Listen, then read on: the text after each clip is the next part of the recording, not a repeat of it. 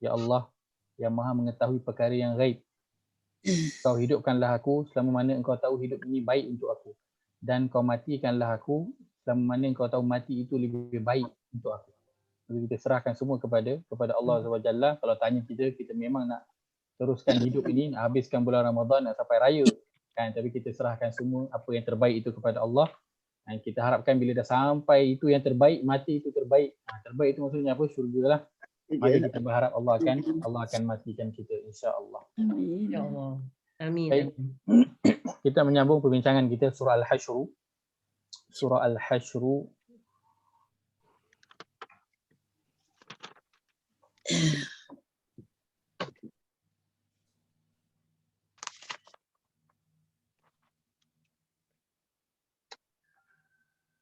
kita lihat kita berada pada ayat yang kedua, surah yang ke-59 pada muka surat 545.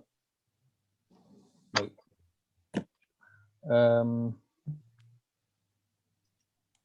Apa yang telah kita ambil pada sesi yang lepas?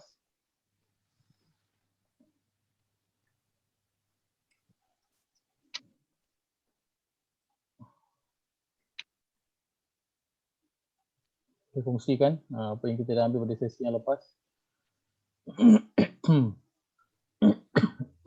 Baik, surah Al-Hasyr, dia punya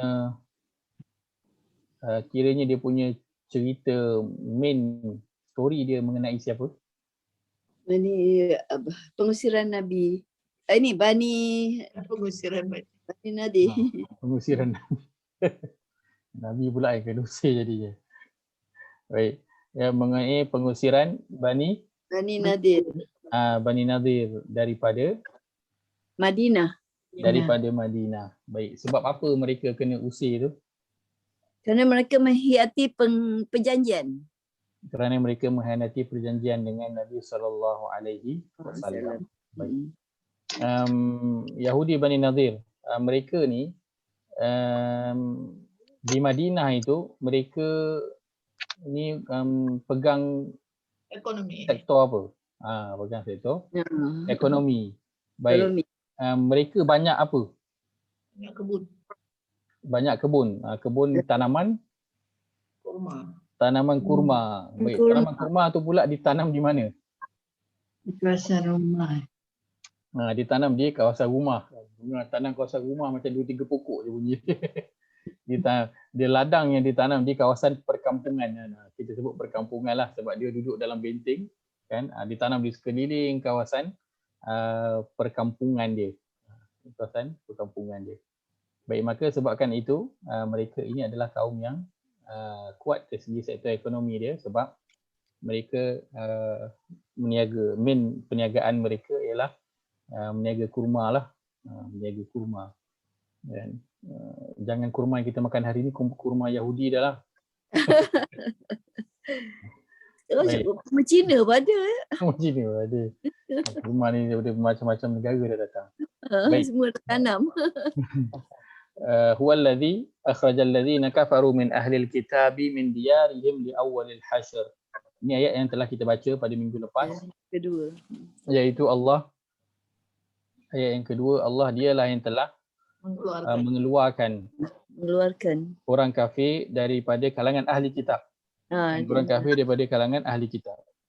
Kalau kita lihat konteks kan, kalau di ayat-ayat Makkiyah, ayat-ayat Makkiyah ni ayat-ayat yang sekitar yang turunnya sekitar tahun di Makkah sebelum hijrah kan, maka yang kita akan jumpa adalah allazina kafaru, orang-orang kafir. Sebab waktu tu belum ada lagi mengenai ahli kitab lagi, sebab waktu tu belum ini timbul ketika mana di Madinah. Konteksnya di Madinah baru timbul ahli kitab. Sebab waktu dekat Mekah tak ada. Sebab tu banyak ayat Mekah dia sampai allazina kafaru je, orang-orang yang kafir, iaitu Quraisy ataupun musyrikin Mekah. Ahli kitab tak ada. Ini dijelaskan, dialah yang mengeluarkan orang-orang kafir. Orang kafir daripada mana? Daripada kalangan ahli kitab. Ini memberi penjelasan bahawa ini adalah untuk Yahudi dan konteks ayat ini adalah di Madinah.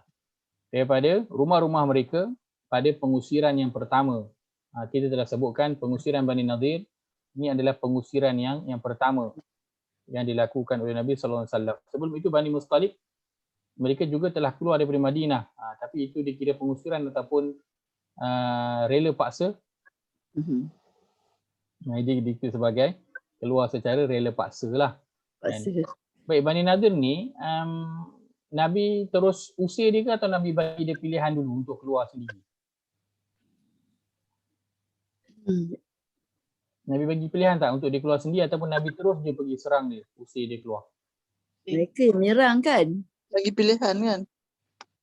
Nabi beri dulu mereka pilihan. Pilihan.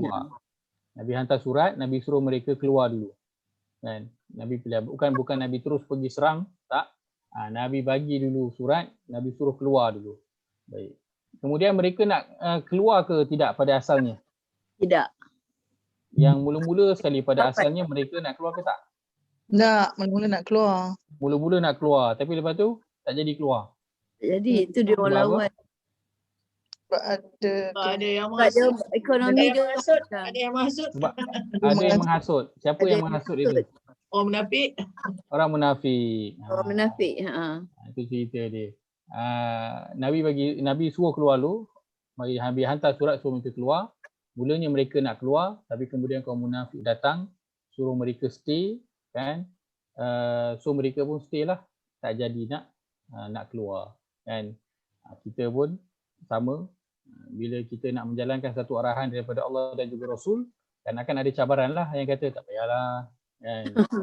Sama ada daripada syaitan kalangan jin ataupun syaitan daripada kalangan manusia, kan? Syaitan daripada kalangan jin dia buatlah rasa kita malas, rasa berat. Kalau syaitan daripada kalangan manusia tak payahlah, awal lagi, kan? Awal lagi. Tak payahlah penat-penat. Ya, saya.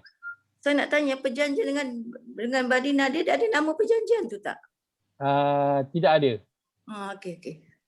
Ingat Hudaibiyah ke bukan ya? Bukan. Okey, terima kasih. Dia tidak ada nama perjanjian yang khusus, tapi dia lebih kepada macam dokumen yang dia kena sign lah. Kan semua kaum yang bukan Islam yang berada di Madinah semua kena sign itulah, Nabi buat memorandum dengan diorang. Dan tidak dinamakan perjanjian itu secara khususnya apa. Kerana waktu itu banyak kabilah ada lah, kabilah Yahudi ada dan lain-lain yang mana yang tidak beriman, semuanya masuk dalam perjanjian itu, kesepakatan untuk bersama-sama membela Madinah, dan tidak disebut nama khusus untuk perjanjian tersebut. Baik, maka dalam nak melakukan kebaikan sama akan ada gangguan, akan ada cabaran. Maka yang perlu seseorang itu lakukan ialah apa? Kekal dengan arahan Allah dan juga Rasul. Kalau Bani Nadir ikut arahan Allah dan juga Rasul, kan ikut je arahan Nabi, keluar selesai dah. Selesai. Paling tidak apa? Paling tidak mereka tidak akan tak ada yang terbunuh, kan? Rumah tak rosak, kebun tak kena bakar. Kan? Paling kurang itu. Dia boleh keluar dengan selamat. Tapi sebab dia milih untuk mengikut gangguan-gangguan yang datang tu, diikut suara-suara yang mengganggu tu, maka akibat buruknya terjadi kepada siapa? Kepada kaum munafik ataupun kepada Yahudi Bani Nadir? Kepada Yahudi Bani Nadir itu sendiri keburukannya. Maka sebab itu kita dalam nak menjalankan, nak buat baik, buat je. Ada orang kata tak payahlah, kemudianlah, penatlah, susahlah, kan?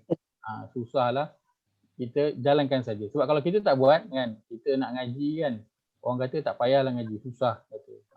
Tak payahlah ngaji, penat, kan, nak solat sunat ke, nak berzikir ke, nak baca Quran, semua kata penat, susah. Kita buat, kalau kita tak buat, akibatnya siapa yang tanggung? Orang tu kita yang tanggung, sebab kita yang tak baca, kan. Kalau tak solat, kita yang tak solat, bukan orang tu, kita yang tak solat, kita tanggung kita punya dosa sendiri. Begitu yang ditanggung oleh Bani Nadir setelah dia mendengar janji yang ditaburkan oleh kaum munafik. Sama seperti syaitan yang suka menaburkan janji kepada orang beriman. Janji tak buat, asalkan orang tu tak buat, dia tak kisah, dia janjilah apa benda pun. Baik. Kalau kita lihat pada konteks ayat, kita telah sebutkan, dan ma dhanantum ay yakhruju, kamu tidak menyangka bahawa mereka akan keluar, kan? Siapa yang akan keluar? Bani Nadir tu. Para sahabat tak sangka mereka akan keluar. Kenapa tak sangka? Kerana para sahabat tahu Bani Nadir ini kekuatan mereka, kekuatan tentera mereka ramai. Senjata mereka banyak dan bagus. Dan mereka berada dalam tembok yang kukuh. Sedangkan para sahabat datang di luar tembok lebih mudah untuk diserang. Kan? Maka para sahabat tak sangka pun untuk menang. Tetapi Allah sebutkan kenapa? Kerana bentuk surprise kepada orang-orang yang beriman. Wa dhannu annahum mani'atuhum husunuhum minallah. Ini kita telah bincangkan mengenai apa? Struktur ayat kan. Mani'atuhum husunuhum, mengenai struktur ayat iaitu subjek dan juga predikat, iaitu didahulukan mani'atuhum, penghalang mereka ialah benteng-benteng mereka. Nak menunjukkan apa? Bani Nadir ini dia memang confident sangat dengan kekuatan yang dia ada. Dia terlalu yakin dengan apa yang dia ada. Dia confident sangat dia boleh nak halang Nabi daripada serang dia. Kan? Lepas tu dia ada pula tambahan apa? Kaum munafik kan, kaum munafik berjanji pula kan, nak backup dia. Oh memang lagi lah. Dia rasa confident. Confident. Baik. Soalan Ustaz. Baik, ya. Haji Ayat. Kaum munafik dan kaum musyrik, bukan dia orang tu satu kaum ke atau kaum lain-lain? Lain-lain. Kaum musyrikin itu dia yang dimasukkan bila kita cuba dalam Al-Quran. Kaum musyrikin yang dimasukkan ialah mereka yang berada di Mekah, Quraisy Mekah. Quraisy Mekah. Dan kaum musyrikin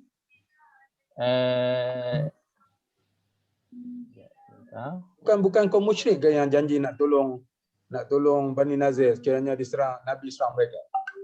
Munafik. Munafik. Orang munafik. Musyrikin dekat Mekah. Yang baik, kita ada musyrikin. Memang confusing kita sikit. ada Munafikin. munafikin.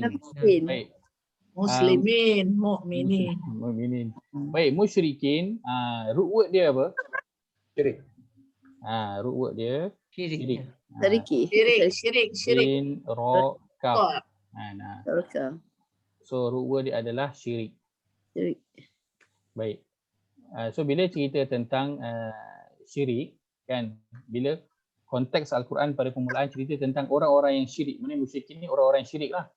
Ya, itu cerita mengenai kaum Quraisy Mekah. Kerana mereka kaum yang menyembah berhala. Isunya mereka menyembah berhala. Dan Nabi datang membantah mereka penyembahan mereka terhadap berhala. Kan? Maka mereka dipanggil sebagai kaum yang musyrik, yang syirik kepada Allah Azza wa Jalla. Dan mereka ini bukan Islam lah. Bukan Islam. Adapun kaum munafik, mereka ini adalah Islam. Tetapi Islamnya Islam yang munafik, yang bermuka-muka, yang di luar sahaja. So tu beza musyrikin dan juga munafik. Musyrikin mereka dalam konteks ayat di Mekah dulu, mereka bukan orang Islam.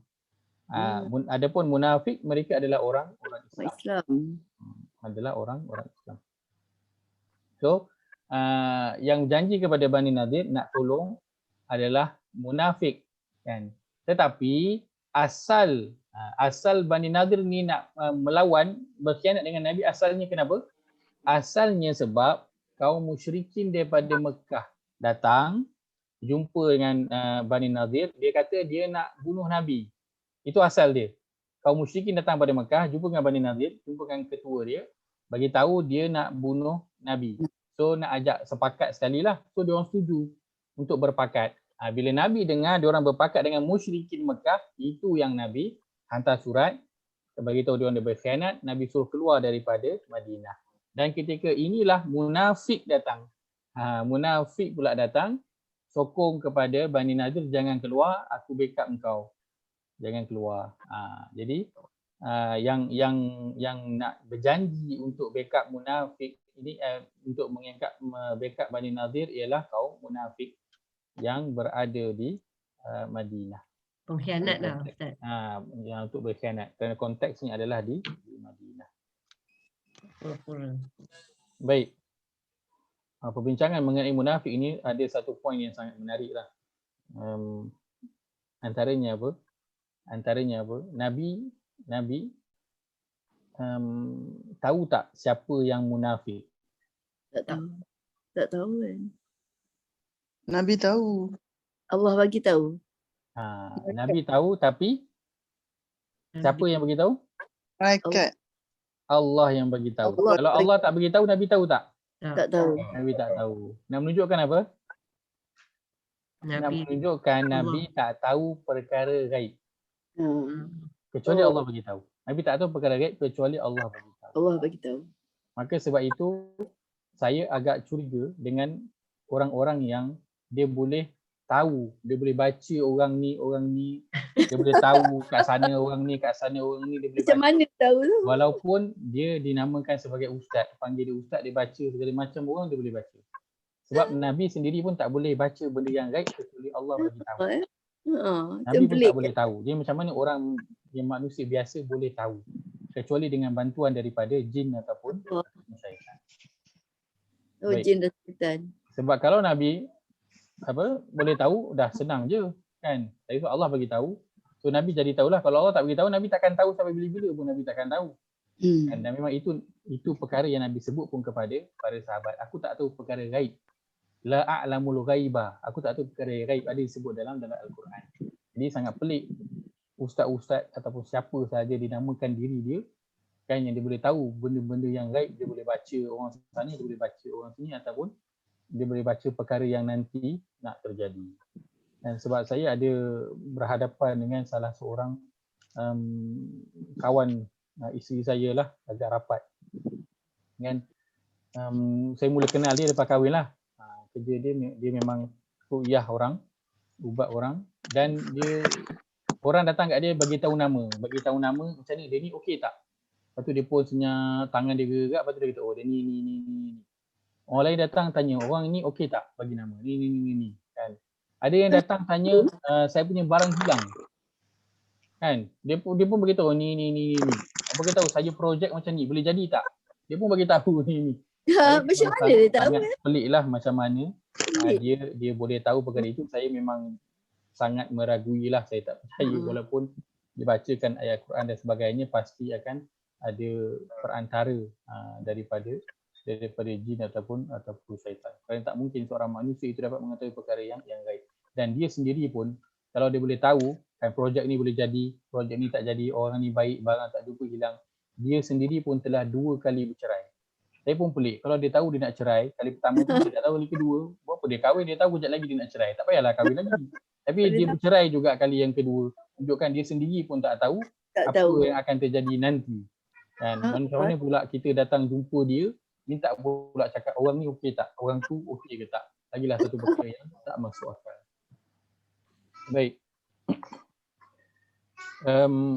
Maka kaum munafik, kaum Yahudi Bani Nadir, mereka yakin dengan kekuatan yang ada pada mereka.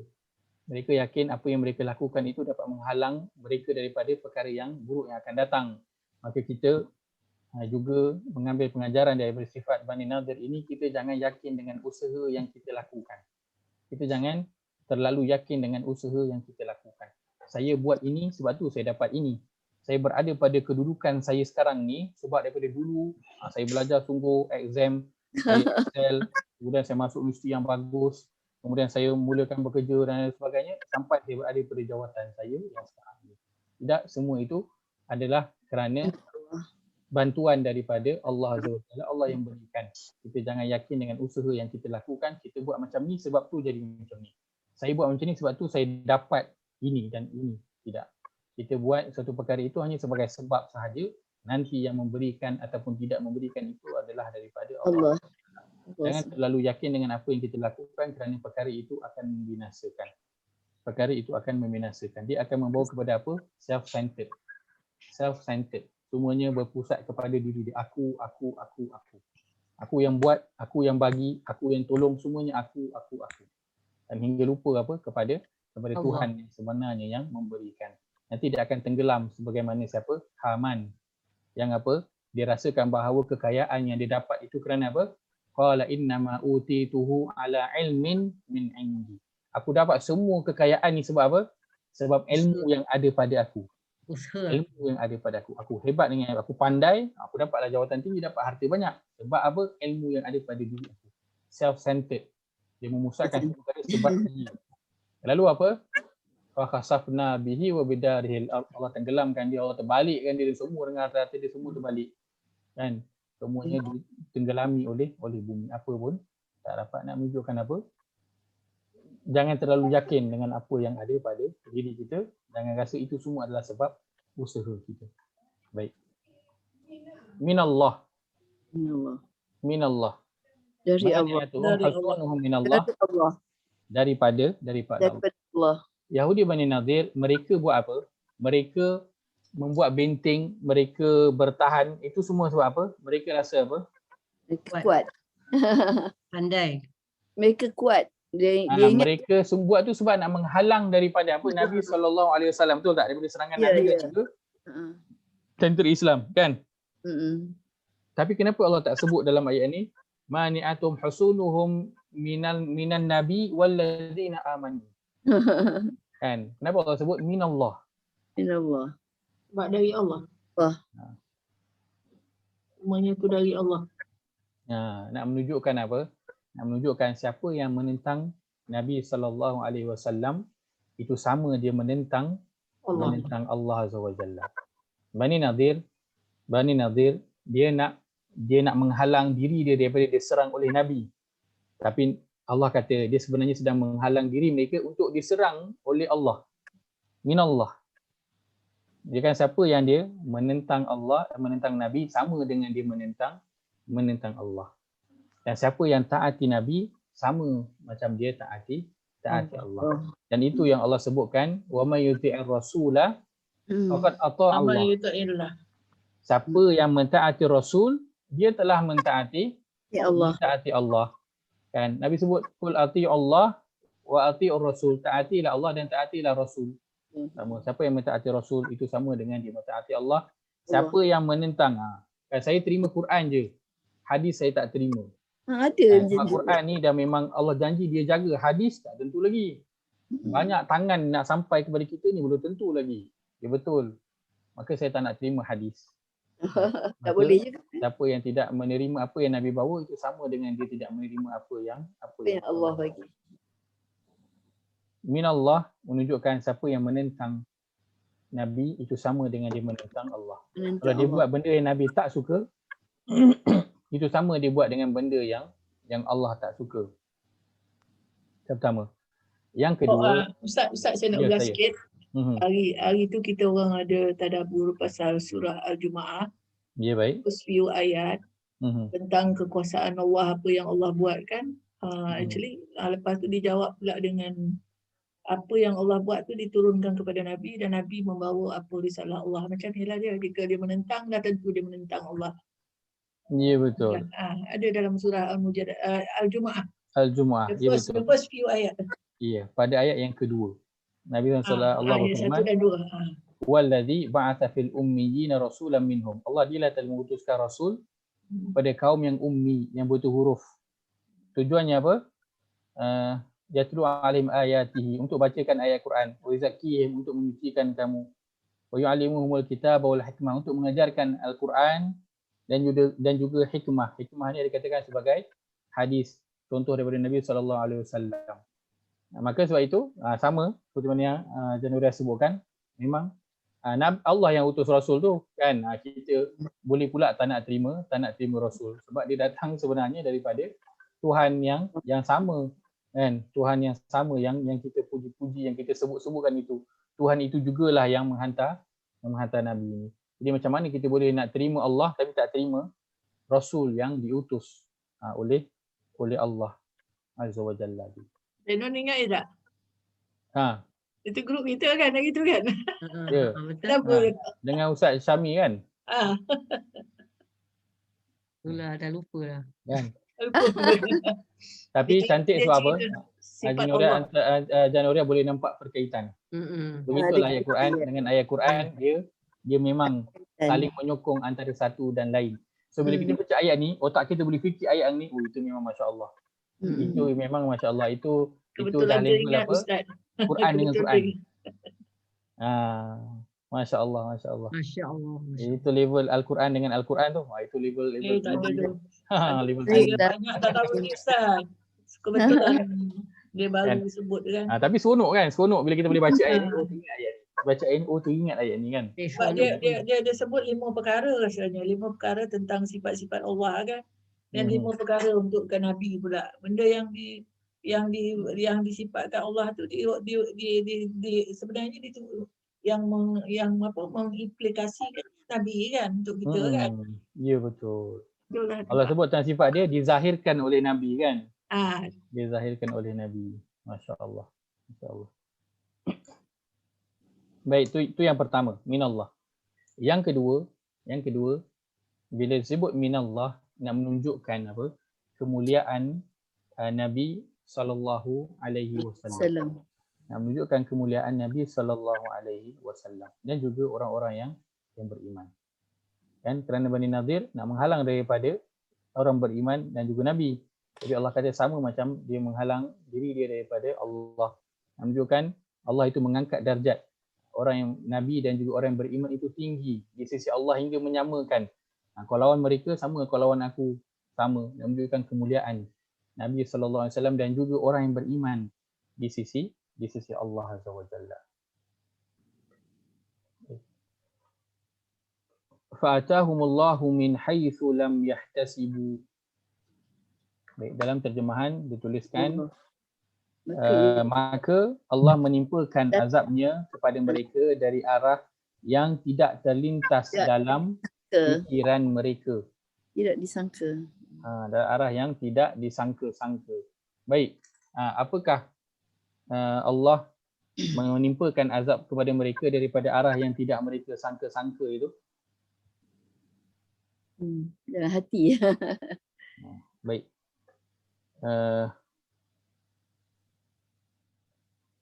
Azab dari arah yang tidak disangka. Dia masukkan ketakutan dalam hati kan. Mereka cemas. Mereka cemas. Baik. Nampak azab dari arah yang tidak disangka-sangka. Baik, yang pertama ialah iaitu kebun mereka dibakar. Kebun mereka dibakar. Terbakar ke Ustaz? Bukan terbakar, dibakar. Dibakar. Dibakar oleh tentera kaum muslimin. Yang tidak disangka. Baik. Kita bayangkan satu tempat yang kita berdiri di hadapan benteng yang tinggi. Di hadapan benteng yang tinggi diserang daripada atas, anak panah, lembing dan sebagainya daripada atas. Dan tembok yang tinggi itu pula dikelilingi dengan pohon-pohon kurma, ladang-ladang kurma. Maka daripada bawah nak serang ke atas itu tak berapa efektif kan. Dia daripada atas ke bawah yang lebih mudah.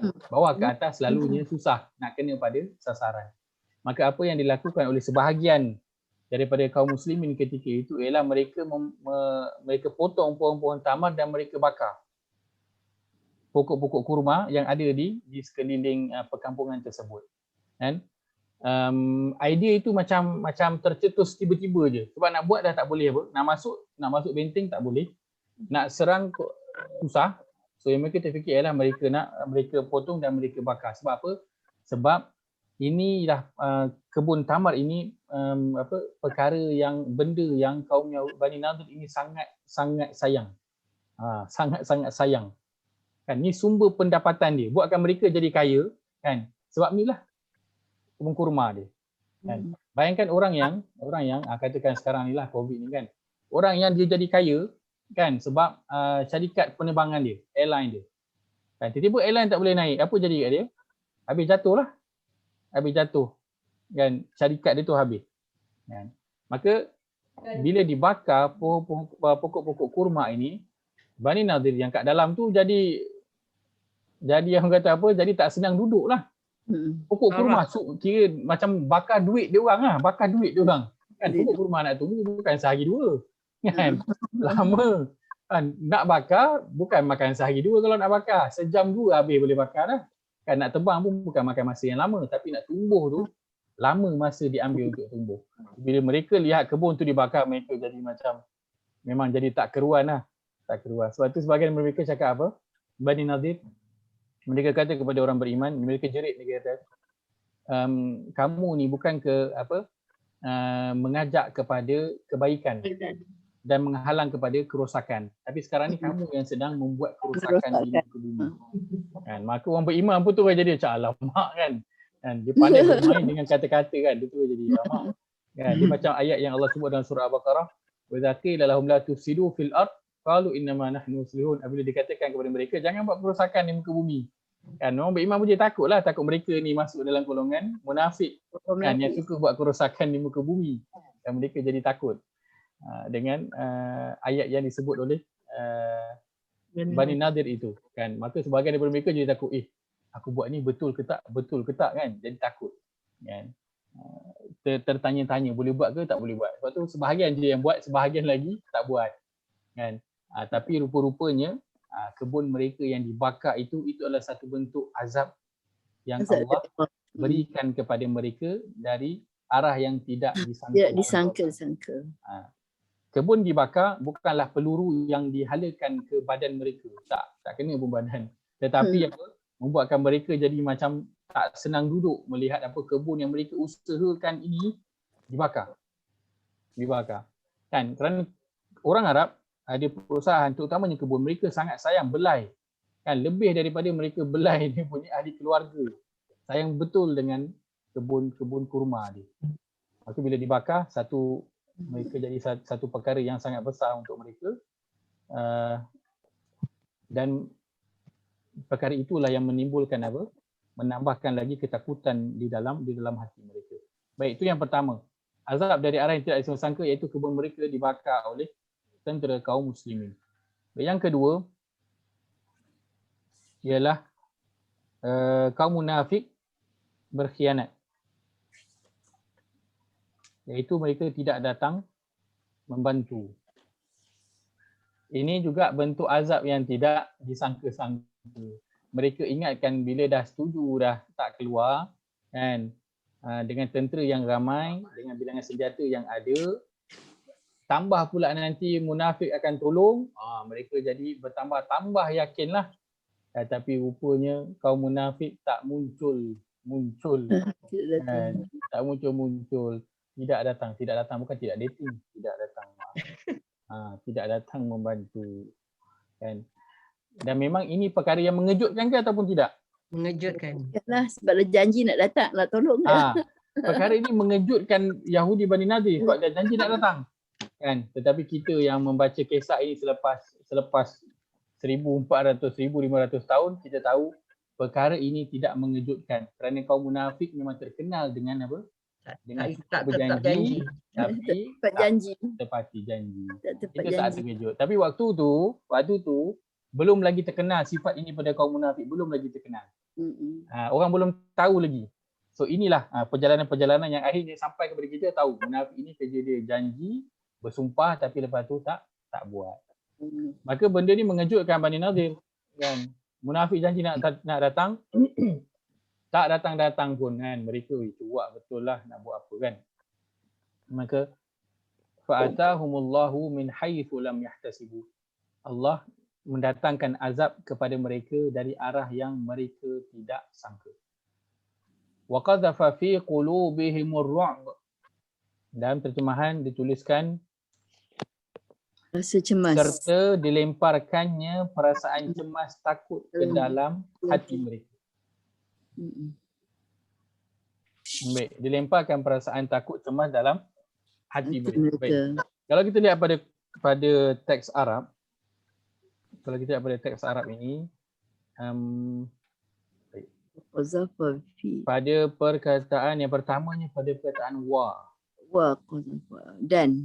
dan dalam terjemahan kita tulis dan dalam konteks Arab, bahasa Arab, wa ini ia membawa satu perkara yang berturutan datang sekali. Bukan pada semua keadaan. Tapi pada ayat ini, wa ini membawa maksud waw yang dia ada keadaan datang sekali. Maksudnya apa? Maksudnya kebun mereka dibakar, dan satu perasaan mereka, kemudian mereka sedar bahawa kaum munafik tak datang dalam keadaan yang tengah huru-hara itu, dua perasaan negatif ada pada mereka. Kemudian tambahan yang ketiga, waktu itu Allah campakkan lagi pada diri mereka perasaan cemas, takut. Maka tiga perkara ini datang menyerang mereka secara serentak. Secara serentak. Umpama apa? Umpama peluru yang datang menyerang mereka dari tiga arah. Daripada tiga arah. Baik. Wa qadhafa fi qulubihim ar-ru'b. Kalau kita lihat pada perkataan setelah itu perkataan qadhafa. Perkataan qadhafa. Melontarkan.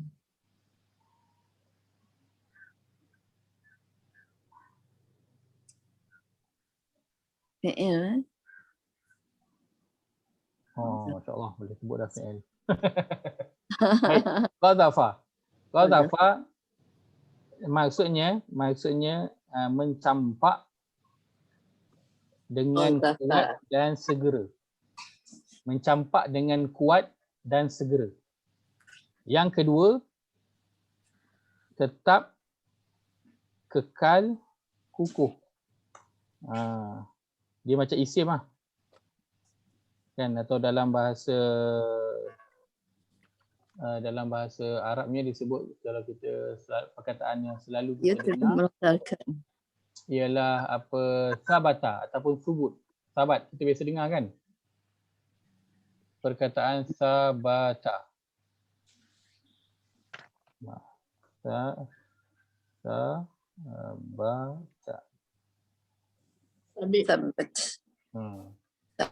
Baik, ini dua makna yang terkandung dalam qadhafa. Maknanya wa qadhafa fi qulubihim ar-ru'b. Bukan saja Allah melemparkan, maksud umumnya adalah melemparkan, tapi bagaimana cara lemparan itu? Dia dilempar dengan kuat. Dilempar dengan kuat dan segera, dengan cepat. Mereka nampak je kebun bakar, tahu munafik tak datang, pak terus. Dicampak dengan kuat dan dengan segera ke dalam hati mereka. Dan kita cuba bayangkan, kalau kata kita bayangkan tanah liat lah, tanah liat tepi sungai kan, kita ambil seketul batu kan, yang kawasan tepi sungai yang kadang kita pijak termasuk ke dalam kan, macam selut-selut, macam selut tu kan, kita ambil seketul batu, kita campak kuat-kuat, apa jadi kat batu tu? Tenggelam. Betul lah. Masuk ke dalam kan, masuk ke dalam. Dia bukan saja ada kat permukaan. Kalau kita baling macam dekat tanah, mungkin ada kat permukaan. Ini dia masuk ke dalam. Nanti ni boleh kita nak bayangkan qadhafa, Allah mencampak dengan kuat masuk ke dalam hati orang Yahudi ini dengan yang paling dalam sekali. Maknanya ketakutan mereka bukan takut yang biasa-biasa, memang betul-betul takut. Memang betul-betul punya takut. Sampai menggigil-gigil punya takut. Allah qadhafa, mencampak ke dalam hati mereka. Dan ketakutan yang mereka rasai itu adalah satu ketakutan yang memang kekal dan kukuh dalam diri mereka. Mereka rasa memang sangat takut, umpama diselubungi oleh ketakutan. Mereka rasa dah tak ada jalan keluar dah. Dah tak ada jalan keluar lagi dah. Mereka nak arah sini, arah sana, depan, belakang dah tak ada jalan lagi dah. Mereka rasa apa? Rasa ketakutan, diselubungi oleh ketakutan. Juga ini yang makna yang terkandung dalam qadhafa kan, qadhafa. Dan ar-ru'ba, perkataan ar-ru'ba. Wa qadhafa fi qulubihim ar-ru'b. Perkataan ar-ru'b itu Ar-ru'ba.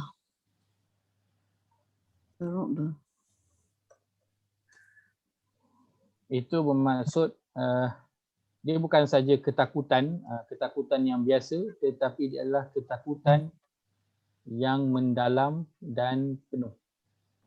Ketakutan yang mendalam dan penuh kan. Sebab apa? Kalau setakat nak disebutkan sebagai ketakutan kan, perkataan lain bagi takut ada tak Allah guna dalam Quran? Ada. Ada. Perkataan apa?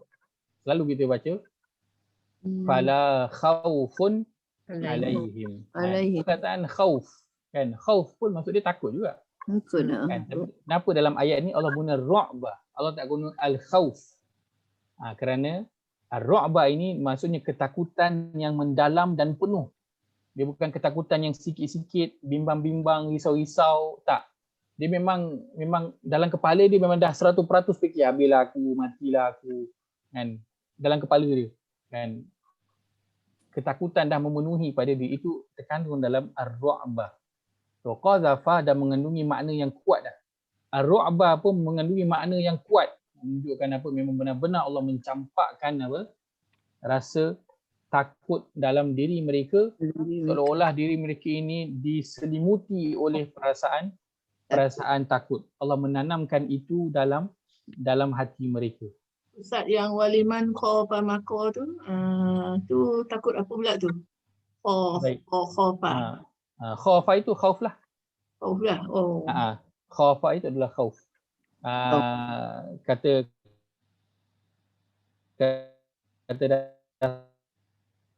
dalam bentuk kata kerja, khauf itu dalam bentuk noun. Dalam dunia kata nama. Ar-ru'b, Isim ya. ar-ru'b Connection.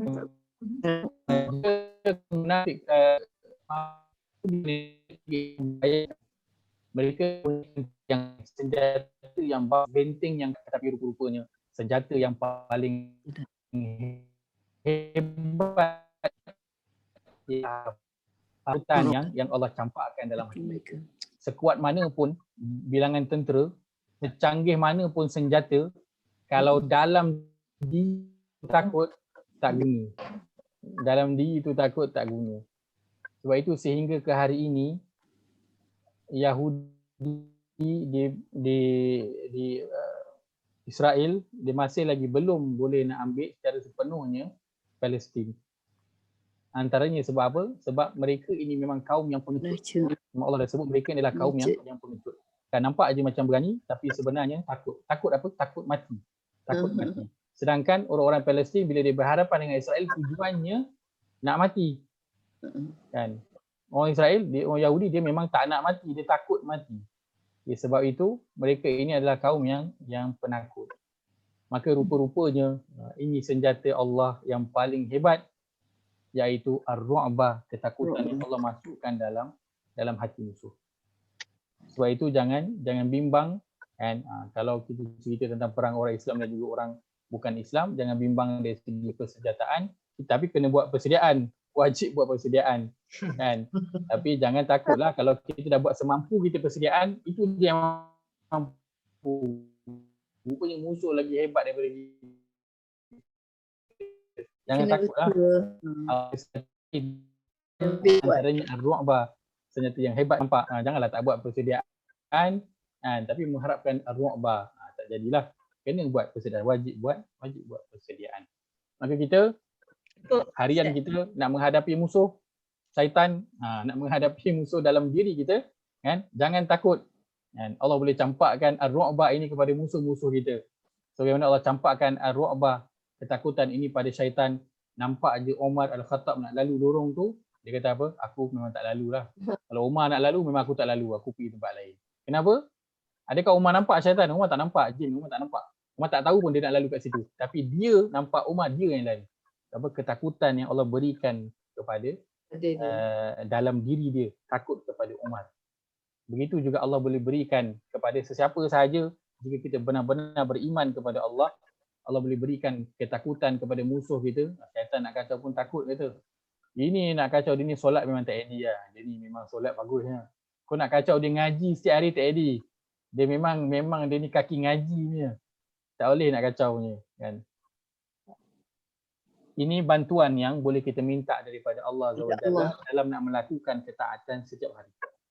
Dalam kita nak buat baik setiap hari kan. Kita nak menguruskan rumah, nak layan suami nak layan isteri kan. Nak bawa pergi beli barang ke dan sebagainya, nak uruskan anak-anak, kita perlukan kepada kekuatan Dan Betul. kita nak melemahkan musuh kita mohonlah kepada Allah Azza wa Jalla Allah. agar berikan kepada kita kekuatan dan berikan kepada musuh kita lemah. Lemah untuk nak menghadapi kita. Ustaz ada doa khas ke untuk nak dapat ni, nak bagi ni hilang rasa takut ke apa tu macam tu? Ada doa khas? Doa khas Musuh tidak ada. takut. Supaya musuh Ah. takut. Syaitan takut. Nanti saya akan carikan, saya akan kongsikan nanti.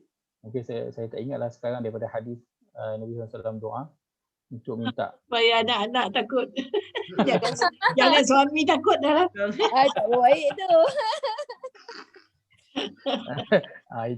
Itu saya tak dapat bantu.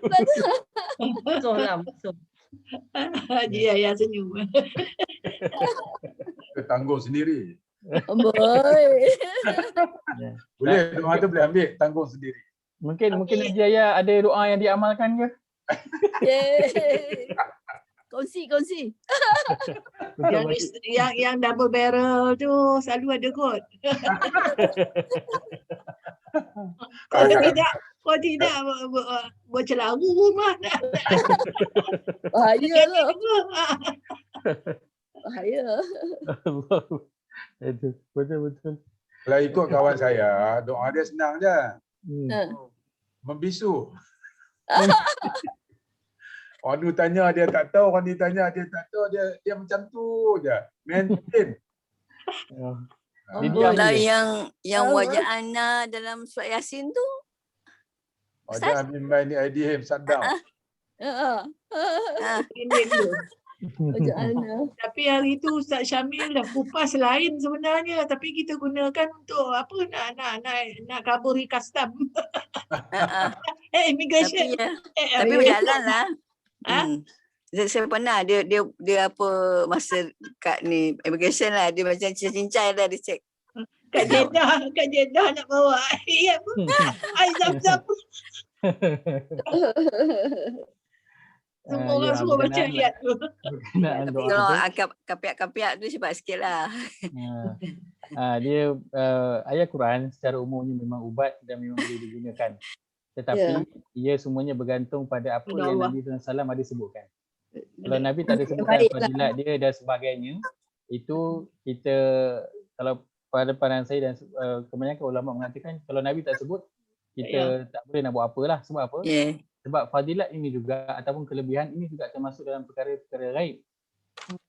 Macam mana kita boleh nak tahu tentang ayat ini dapat ini, ayat ini dapat ini? Itu semua adalah perkara-perkara yang gaib yang hanya boleh diketahui dengan jalan Nabi SAW. Adapun kalau kita amalkan memang benar-benar menjadi, maka tidak ada masalah, boleh. Cuma kita tak boleh macam contoh nak mengiklankan ataupun menturun-temurunkan benda tu. Kan baca ayat ni nanti untuk ini, baca ayat ni untuk ini. Walaupun ada keberkesanan dia.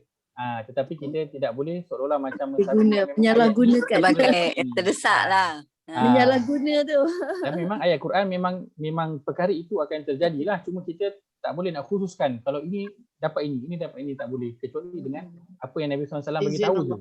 Apa yang Nabi bagi tahu je. Lain daripada itu, kalau Nabi tak beritahu, kita berlepas diri. Kalau kita amalkan dan jadi, itu adalah rezeki daripada Allah SWT lah. Izin Allah. Dan dia jadi.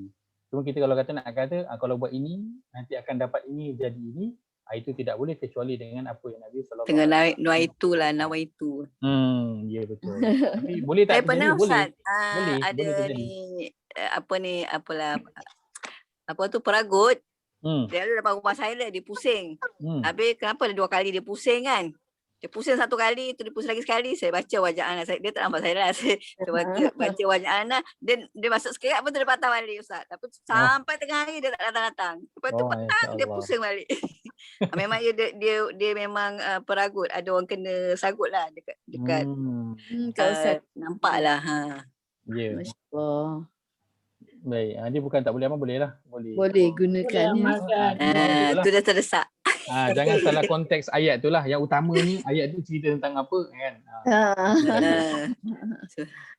Waja'alna. Baik. Wa qasafa fi qulubihim ar-ru'b. Kemudian yukhribuna buyutahum bi aidihim wa aidil mu'minin.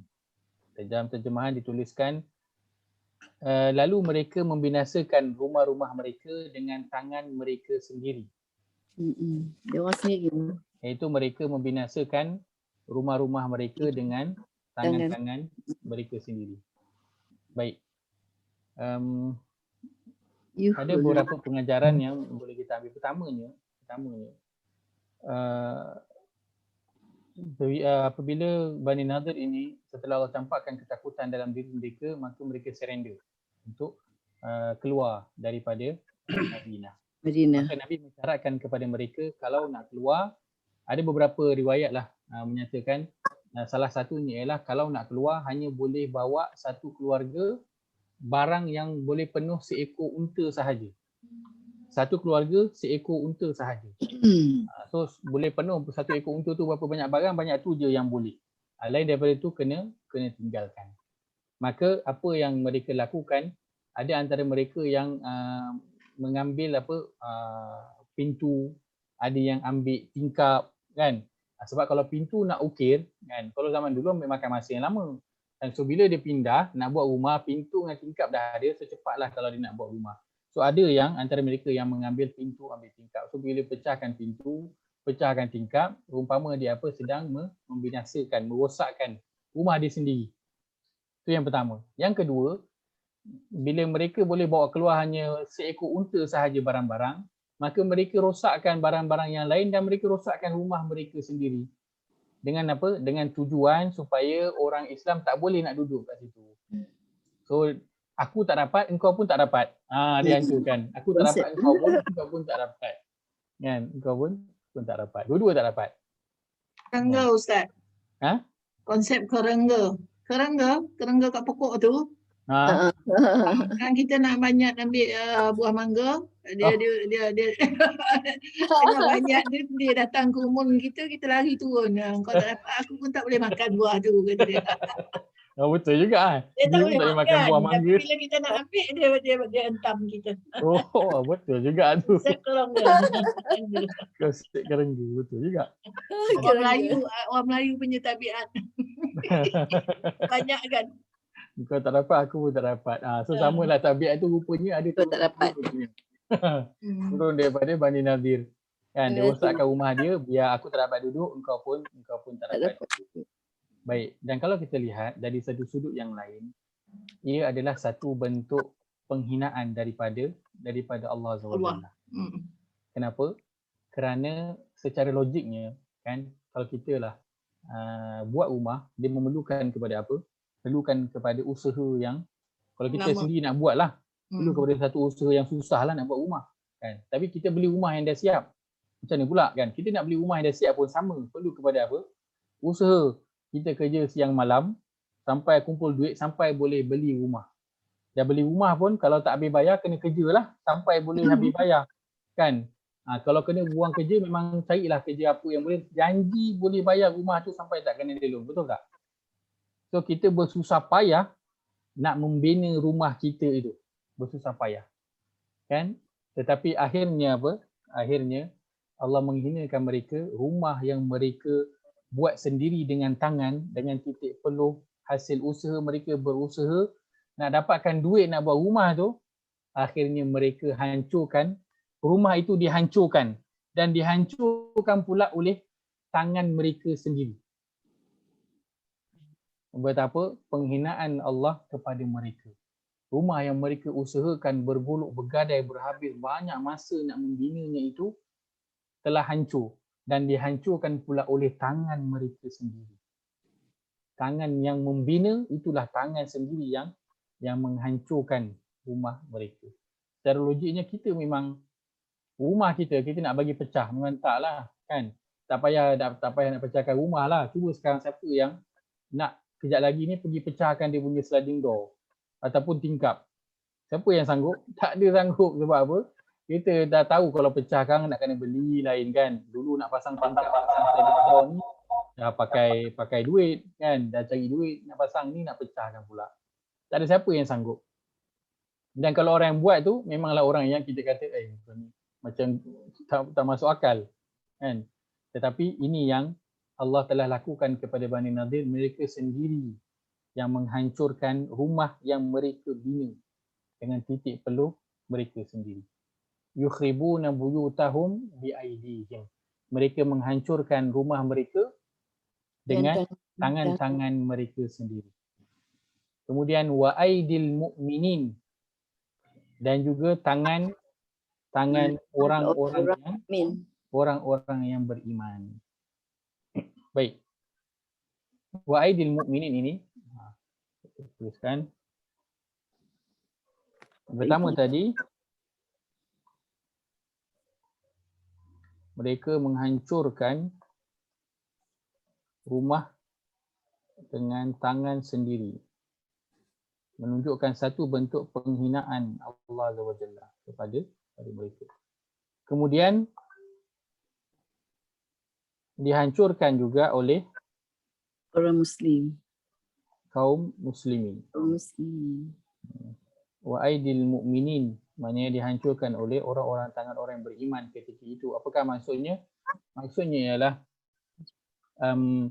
ketika peperangan itu kan ada bahagian benteng yang berjaya dipecahkan ataupun dirosakkan oleh kaum muslimin, kan? Maka semasa peperangan itu benteng yang mereka bina rosak. Benteng yang berada di sekeliling rumah mereka itu, perkampungan mereka itu rosak. Dipecahkan oleh kaum muslimin. Bila dah pecah sikit, mudahlah untuk kaum muslimin masuk ke dalam, dan bila dipecah-pecahkan lagi supaya lebih terbuka, so lebih mudahlah untuk menyerang, kan. Maka yang pertamanya, yukhribuna buyutahum biaidihim wa aidil mu'minin, mereka merosakkan rumah mereka dengan tangan mereka dan tangan orang Islam, ialah pertama orang Islam merosakkan benteng mereka. Dan kenapa ayat tu mereka merosakkan rumah mereka dengan tangan orang beriman, kan? Mereka rosakkan rumah mereka dengan tangan orang beriman, kan? Caranya macam mana? Caranya yang mengundang orang tentera muslim datang ke tempat mereka, siapa? Yahudi Bani Nadir. Mereka undang dengan secara tak sengaja lah, iaitu apa? Berlaku khianat. Khianat mereka kepada Nabi telah mengundang tentera muslimin datang ke rumah mereka lalu merosakkan mereka punya benteng. Maka itulah yang dimasukkan dengan ayat, mereka iaitu Bani Nadir merosakkan rumah mereka dengan tangan orang beriman kerana akibat perbuatan mereka sendiri. Yang pertama, benteng mereka rosak. Yang kedua, bila benteng itu dah pecah, maka sebahagian daripada Bani Nadir semua berundur pergi ke mana? Pergi ke rumah masing-masing, berlindung di rumah masing-masing. Kan? Sebab benteng dah roboh, dah pecah. Walaupun bukan semua, sebahagian dah pecah, sikit dah pecah, tapi ada ruang untuk kaum muslimin masuk, maka mereka berundur pergi ke rumah mereka. Maka ketika itu kaum muslimin menyerang mereka pula dari arah luar rumah mereka. Dan bila dah serang daripada arah luar rumah, mestilah akan berlaku kerosakan. Pintu rosak, tingkap rosak, kan? Dinding rosak. Dan dulu punya dinding bukanlah dinding yang buat guna macam batu bata macam kita, kan? Dia macam tanah liat tu. Dan memang keras. Memang kalau duduk dalam tu pun memang sejuk. Memang sejuk. Maka mudahlah untuk rosak. Maka inilah yang dimasukkan dengan mereka, iaitu Bani Nadir menghancurkan rumah mereka biaidil mu'minin, dengan tangan orang-orang yang beriman. Punca kaum muslimin merosakkan rumah mereka itu adalah puncanya datang daripada siapa? Daripada Bani Nadir itu sendiri, kan? Kesalahan mereka sendiri yang mengundang kaum muslimin ataupun orang beriman pada waktu itu untuk merosakkan rumah mereka. Baik, maka dihancurkan oleh kaum muslimin ini, benteng mereka dihancurkan dan rumah mereka pun dihancurkan akibat daripada Bani Nadir itu sendiri. Dan ada riwayat menyatakan bahawa orang-orang beriman bila dah menang, kan, mana rumah yang elok pun, itu pun mereka rosakkan. Sebab apa? Mereka tak ingin pun nak duduk dalam tu. Dan maka mana yang elok pun, dalam sebagai riwayat menyatakan mereka rosakkan juga. Membuktikan mereka bukannya nak sangatlah harta-harta ni, tak. Bukan itu yang mereka nak. Mereka nak jalankan arahan Nabi, halau Bani Nadir keluar. Apa yang tinggal tu mereka tak ingin pun. Ada yang mereka rosakkan pun rumah-rumah itu sendiri. Baik. Maka Allah kata pada penghujung ayat, Allah kata fa'tabiru ya ulil absar. Fa'tabiru ya ulil absar. Maka insaflah dan ambillah pelajaran dari peristiwa itu, wahai orang-orang yang berakal fikiran, celik mata hatinya. Baik. Maka kisah yang kita baca ini, ayat yang panjang yang Allah ceritakan kepada kita ini, ia akhirnya tujuannya adalah apa? Berada pada penghujung ayat ini, iaitu fa'tabiru. Fa'tabiru. Baik. Kita nak lihat pada perkataan fa'tabiru.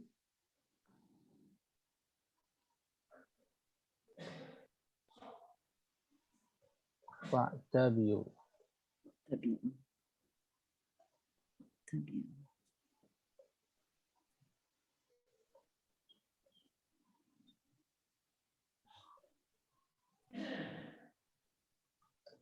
Baik, fa'tabiru maksudnya kalau kita mudah, fa'tabiru maksudnya apa?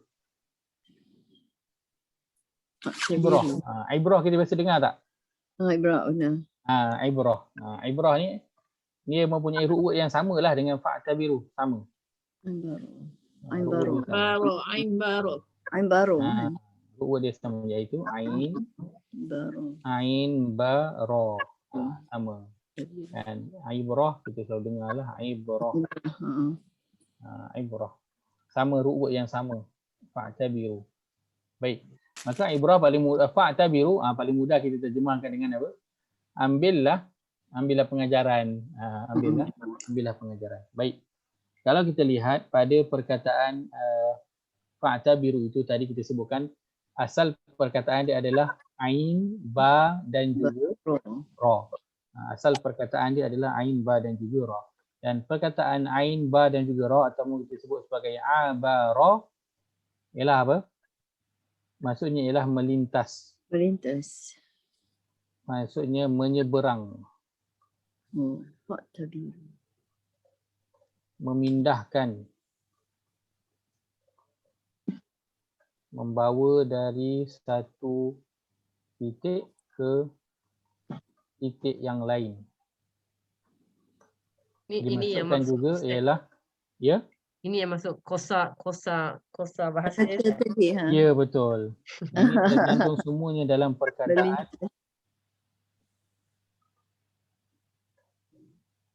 abara. Dalam ru'ut dia. Dalam ru'ut dia ini semua termasuk dalam abara.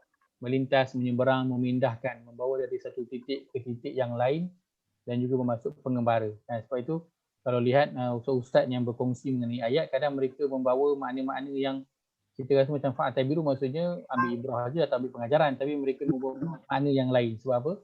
Macam itulah bahasa Arab, keindahan, kehebatan dia. Satu perkataan dia mengandungi banyak makna. Dan Allah memilih perkataan yang spesifik dalam yang Allah letakkan dalam Al-Quran ini. Baik. Maka bila kita lihat fa'tabiru ini, apa yang kita melihat pada makna yang kita sebutkan ini, apa yang boleh kita ambil? Kita boleh lihat dari sudut proses ibrah. Proses ibrah itu diambil. Maknanya apa? Kalau kita cerita tentang Al-Quran ataupun pada alam ini, kita kena baca, dengar dan lihat.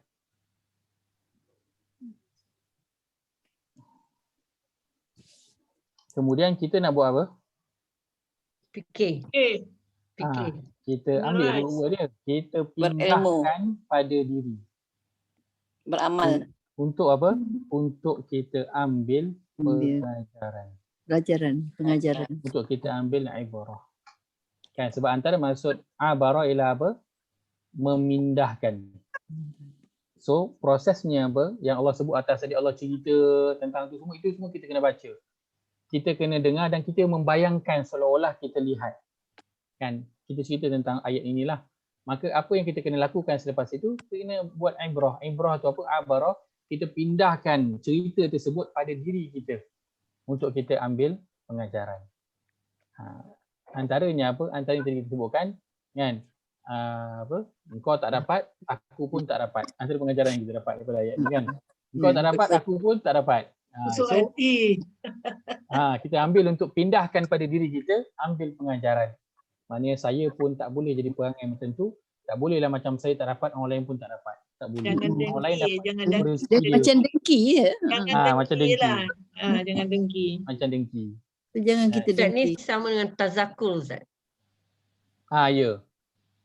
Pindah. Kita ambil pengajaran, kita ambil pengajaran dari situ dan kita reflect pada diri kita, kita terjemahkan dalam bentuk tindakan. Itu yang dinamakan sebagai Tazakur.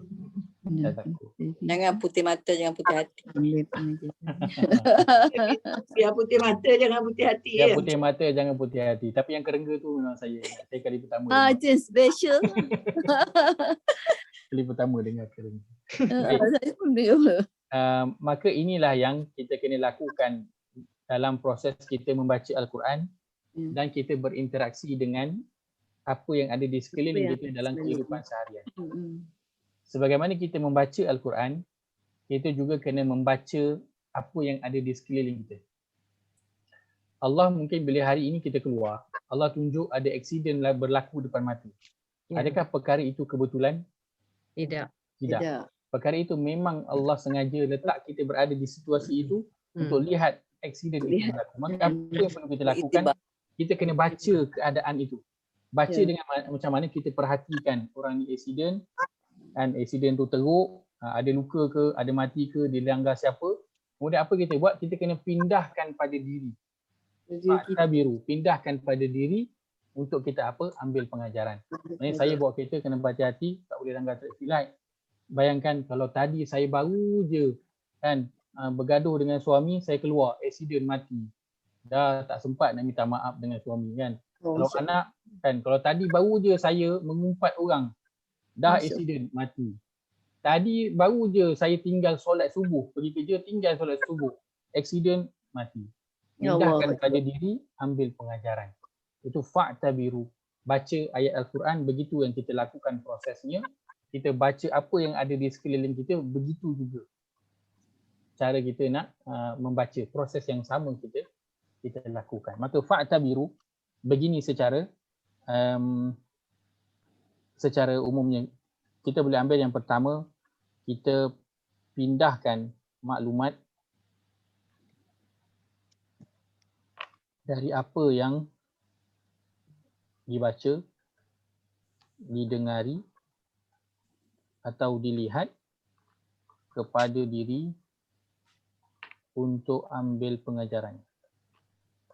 Yang pertama. Yang kedua, kita pindahkan diri dari satu keadaan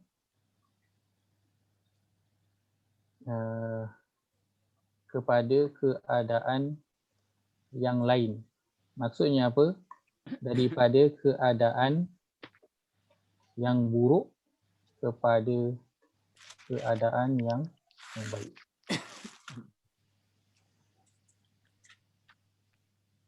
Baik. Okay. Kerana fakta biru ini, dia bukan saja macam ambil pengajaran, ambillah ibrah. Tak. Bila kita lihat pada makna perkataan itu, dia ada melintas, menyeberang, memindahkan, membawa dari satu titik ke titik yang lain dan pengembara. Semua makna ini menunjukkan apa? Menunjukkan perubahan daripada satu tempat ke satu tempat yang lain. Daripada satu kedudukan ke kedudukan yang lain. Kita melintas. Kan? Kita melintas, kita bukan diri kat sini. Kejap lagi diri kat sini juga. Itu kan namanya melintas. Melintas daripada sini, kita pergi seberang sana. Kan? Begitu juga menyeberang sungai. Daripada sini ke seberang sana. Pindah daripada sini ke sana. Kan? Mengembara. Orang yang mengembara, dia bergerak daripada satu tempat ke satu tempat. Bukannya statik. Maka begitulah dimasukkan dengan fakta biru. Fakta biru mesti ada proses peralihan yang berlaku. Yang pertamanya apa? Proses peralihan maklumat. maklumat daripada apa yang kita baca ataupun apa yang kita dengar atau apa yang kita lihat, maklumat itu dipindahkan kepada diri kita untuk diambil pengajaran. Setelah maklumat itu dipindahkan kepada diri kita untuk ambil pengajaran, kemudian apa yang perlu kita lakukan, kita nak pindahkan diri kita dari satu keadaan kepada keadaan yang lain. Daripada keadaan yang mungkin sekarang ini kurang baik, kita nak beralih kepada keadaan yang baik. Lebih baik. Kalau dah baik, kita nak beralih kepada yang lebih baik. Lebih baik. Kalau dah lebih baik, nak beralih kepada yang lebih baik. Itu maksud fa'tabiru.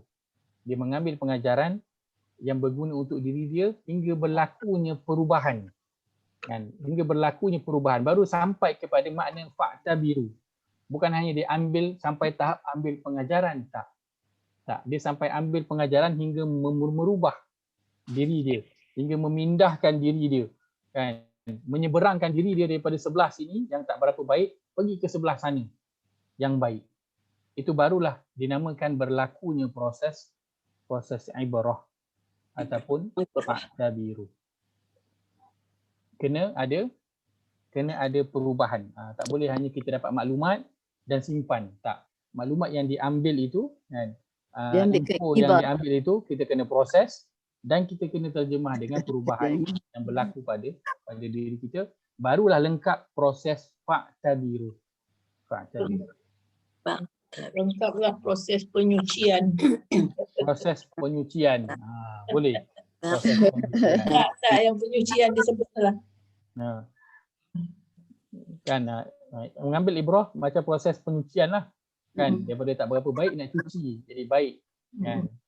Yang tak elok kita nak tukar jadi kepada yang elok. Fa'tabiru ya ulil absar, maka ambillah pengajaran wahai orang-orang yang dengan akal, orang yang berakal. Baik, dalam tema tu orang yang berakal yang celik dia punya mata hati. Baik, apa itu? Ulil absar. Basaruh. Lihat. Yang mempunyai pandangan.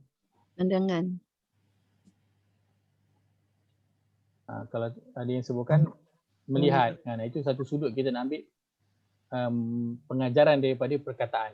Menarik, absar, basara, melihat. Boleh diambil daripada situ pengajaran. Baik, ulil absar. Kata Ibnu Abbas, kita kutip beberapa kata sahabat radhiyallahu an. Ibnu Abbas kata apa? Ulil absar itu ialah orang yang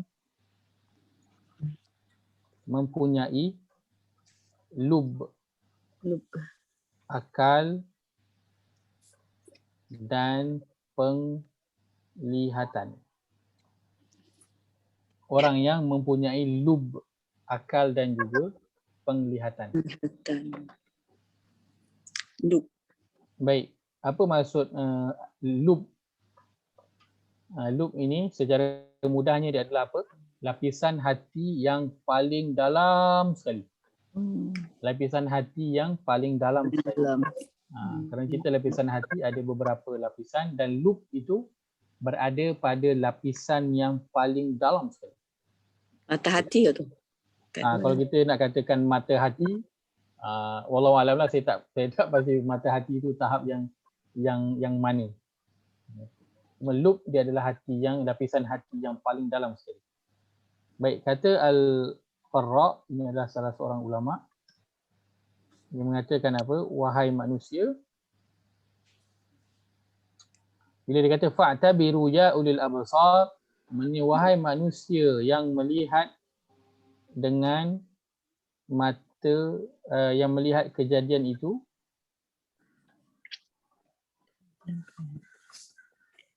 dengan mata kepala sendiri. Mata kepala sendiri.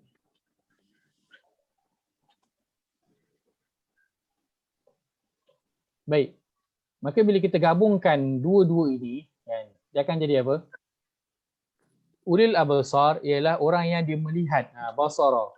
Dia melihat kejadian itu dengan mata kepala dia sendiri. Kemudian dia gunakan akal untuk proses hingga memberi kesan kepada lub, lapisan hati dia yang paling dalam. maka dengan itu dia akan mengambil pengajaran di akal, masuk ke dalam hati yang paling dalam, dan akan berlakulah apa? Perubahan dalam diri dia. Apapun, kalau kita cerita secara umum, fa'tabiru ya ulil absar, ini Allah nak mengingatkan kita supaya apa? Supaya menggunakan panca indera yang Allah berikan dengan cara yang sepatutnya. Mata, penglihatan, pendengaran dan juga hati. Tiga Rasa sekali. fokuskan kepada, kita fokus kepada tiga. Sebab apa?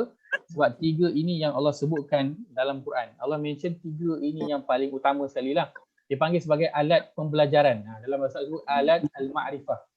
Alat pembelajaran. Alat pembelajaran untuk manusia, pendengaran, penglihatan dan juga hati. Dan sebab itu yang Allah sebut, wallahu akhrajakum min butuni ummahatikum la ta'lamuna syai'a. Allah dialah yang mengeluarkan kamu daripada perut ibu kamu dalam keadaan kamu tak tahu apa sekalipun. Wa ja'ala lakumus sam'a wal absara wal afidah, dan dia menjadikan bagi kamu pendengaran, penglihatan dan juga hati. Tiga perkara ini, alat pembelajaran ini kena diberi perhatian.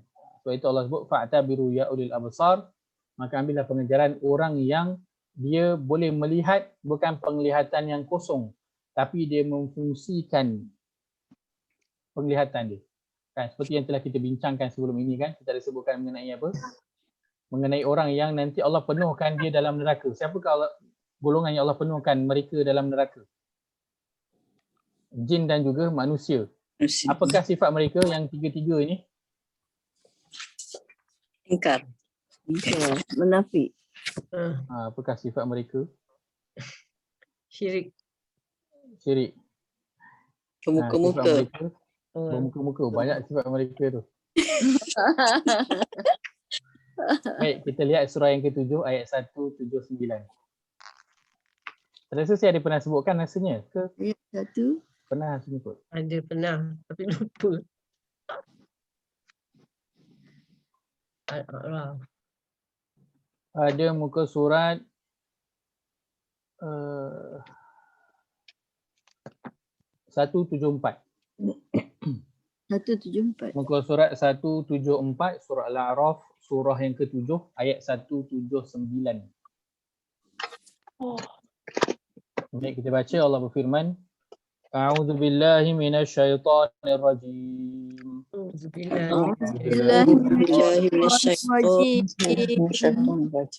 Wa laqad zara'na li jahannama katsiran minal jinni wal ins.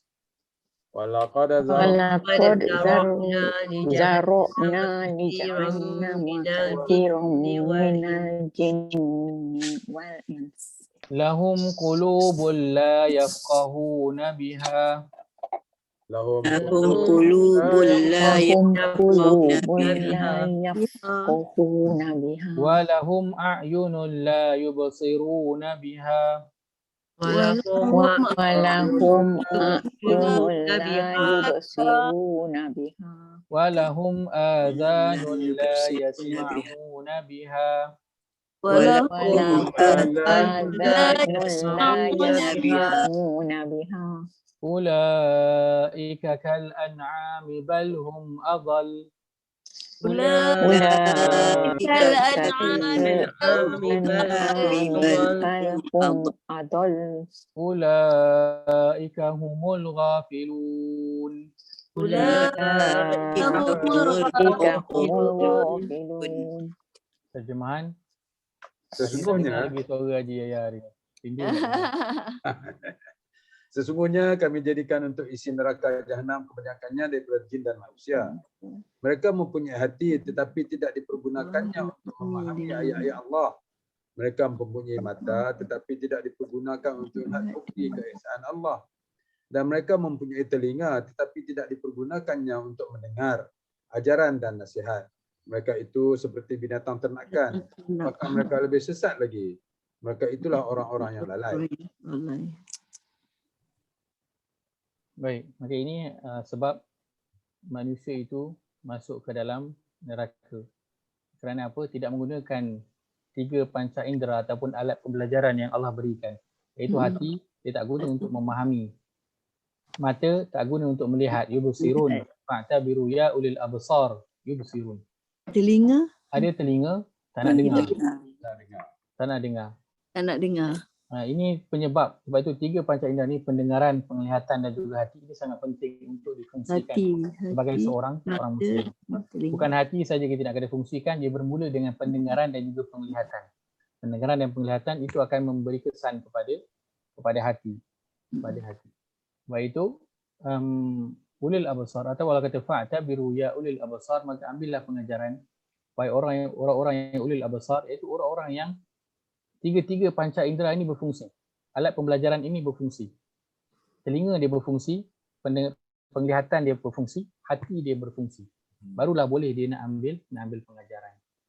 Dan kalau tidak difungsikan ketiga-tiga benda ini akan menyebabkan orang itu menjadi salah seorang yang Allah akan penuhkan dia ke dalam neraka. Wal'iyadzubillah.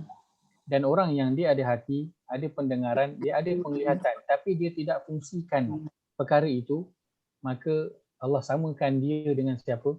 Haiwan. Haiwan ternakan. Lebih teruk Ustaz, dia umpamakan sebagai himar kan? Samakan sebagai himar. Itu pun itu bagi saya adalah hati yang berfungsi itu. Akal yang berfungsi itu dia bagi hubung dengan surah Al-Jumu'ah tadi tu. Running lah Zanuriah punya fikiran pergi ke surah Al-Jumu'ah. Surah Al-Jumu'ah Allah samakan dengan himar, dengan keldai. Itu penyucian tu. Ibrah ni sebagai penyucian. Ya, betul. Wa izakiyim, tujuan Nabi datang nak menyucikan kita. Nak menyucikan kita agar kita tak termasuk ke dalam neraka jahanam ni. Ya, betul. Maka Allah samakan mereka seperti binatang ternak, dalam ayat lain seperti keldai. Kan? Kalau kita bayangkan kita ni dah orang panggil kita kebau, lembu, kambing, kan? Orang panggil kita keldai. Marah betul. Tapi Allah kata bukan saja sama, tetapi lebih teruk lagi. Masya-Allah. Takut dengar. Sebab itu kan Ustaz, sama dengan Ustaz, sama dengan pekak, bisu, pekak dan tuli. Ya, betul. Pekak, bisu dan tuli. Orang yang dia tak fungsikan semua ketiga perkara, 3 je. Dalam Quran Allah akan mention 3. Banyak tempat dia highlightkan 3 ini. 3 ni sahaja. Sebab itu dalam Quran bila kita baca perkataan apa? Pekak, bisu dan juga tuli, inilah dia. Pekak, bisu dan juga tuli dimaksudkan dengan hati, penglihatan dan pendengaran yang tidak difungsikan. Maksud difungsikan ni apa? Difungsikan untuk melihat apa yang ada di sebalik dia, untuk ambil ibrah. Tidak difungsikan. Mungkin dia lihat binatang macam biasalah binatang. Dia tak ambil ibrah bahawa aku ni kalau tak jadi hamba Allah yang baik, aku ni lebih teruk daripada kambing, daripada ayam ni. Dan daripada kucing yang aku bela ni. Dia tak fa'tabiru. Kan? Kerana semua yang ada sekeliling, semuanya kena diambil ibrah. Makanan yang basi keluar ulat. Kata ulat ni lagi baik daripada aku. Kalau aku ni Allah bagi hati, penglihatan dan pendengaran tak guna untuk kenal Allah, ulat ni lagi baik daripada aku. Baik aku jadi ulat dia. Kan? Kal an'am balhum adhal ulaika humul ghafilun. Kerana apa? Kerana pendengaran, penglihatan dan juga hati, apabila sesuatu terjadi kepada seseorang itu, dia membawa kepada respon. Membawa kepada satu respon. Contoh, orang yang beriman, apabila dia mendengar sesuatu, kan, apakah yang membawa kepada dia? Allah sebutkan dalam surah Al-Baqarah tu, hujung tu, dia bawa kepada apa? Tunjuk. Hidayah. Ustaz, bila dia melihat, mendengar sesuatu tu dalam surah Sajadah, dia akan terus sujud kesyukuran. Betul. Surah Sajadah. Sajadah. Dia akan datang daripada depan, belakang semua. Ya. Dia dengar je Al-Quran, dia terus sujud. Sebab apa? Sebab apa dia boleh sampai sujud tu? Takut sebab dia dah faham. Bila dia baca tu dia baca dengan hati. Dia boleh faham dia proses ayat tu, dia fa'tabiru. Dia letakkan, dia pindahkan ayat tu dekat dia. Membawakan dia boleh sujud secara fizikal sujud kepada Allah dan secara batinnya dia tunduk patuh kepada Allah SWT. Dalam surah Al-Baqarah Allah sebutkan sifat Nabi dan juga orang beriman itu apabila sami'na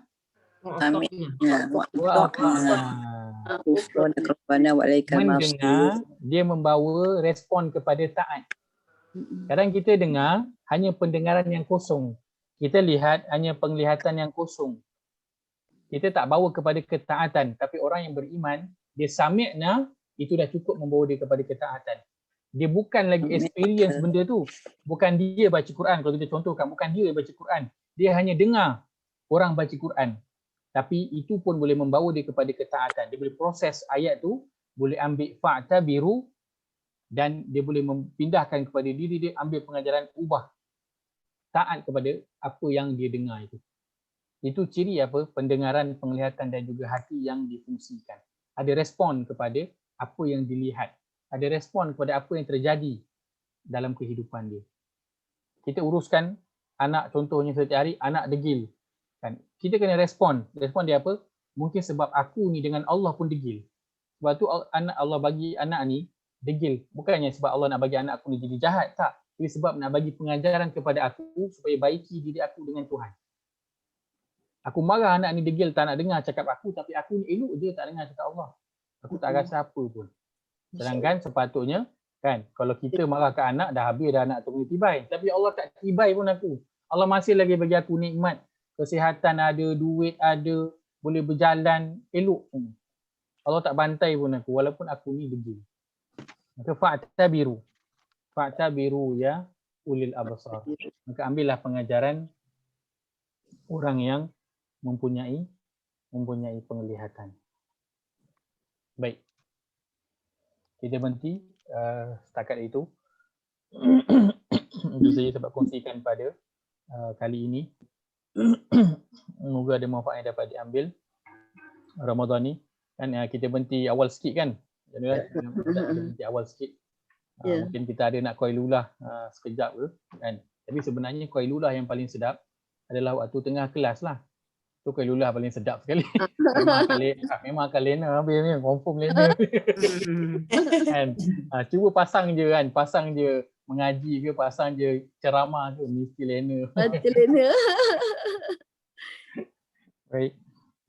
Itu saja sebab kongsikan pada hari ini. Moga ada manfaat yang dapat diambil. Ayat yang kedua daripada surah Al-Hasyr ini. Banyak pengajaran sebenarnya yang boleh kita ambil. Dan memang pun pada penghujung ayat itu Allah kata fa'tabiru, memang Allah suruh kita ambil pengajaran ibrah, pindahkan ayat itu pada diri dan ambil pengajaran serta ubah. Jangan jadi seperti apa yang ada dalam ayat itu. Sangat pengajaran yang boleh kita ambil insya-Allah. InsyaAllah kita akan sambung pada pertemuan yang seterusnya, ayat yang seterusnya insya-Allah. Aqulu qawli hadza wa astaghfirullahal azim li wa lakum. Allahumma ja'al hadza jama'ana jama'an marhuma wa tafarruqana min ba'dihi tafarruqan ma'suma. Allahumma inna na'udzubika min ilmin la yanfa' wa min qalbin la yakhsha' wa min nafsin la tashba' wa min da'watin la yustajabu laha. Rabbana atina fid dunya hasanah wa fil akhirati hasanah wa qina adzaban nar. Sallallahu ala nabiyyina Muhammad wa ala alihi wa sahbihi ajma'in. Walhamdulillahi rabbil alamin. Tutup majlis kita dengan tasbih kifarah. Subhanallahumma wa bihamdika asyhadu an la ilaha illa anta astaghfiruka wa atubu ilaik.